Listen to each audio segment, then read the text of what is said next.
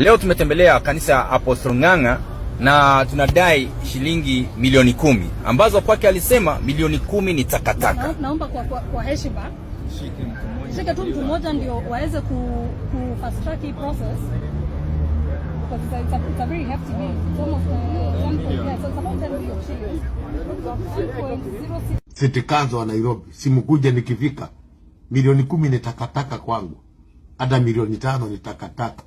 Naweza hata peana gari yangu.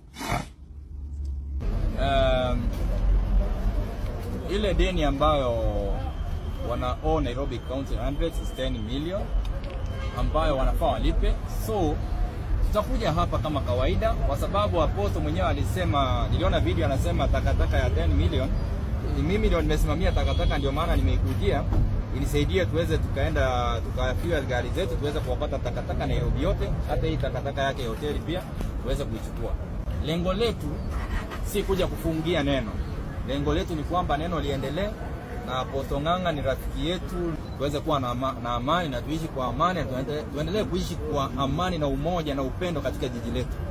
So ujumbe mfikie Apostle kwamba ujumbe yake ilitufikia na yetu pia leo imfikie. Wednesday tutakuja tukunywe na yeye chai bila alisema, alafu atupatie deni letu la county. Asanteni sana.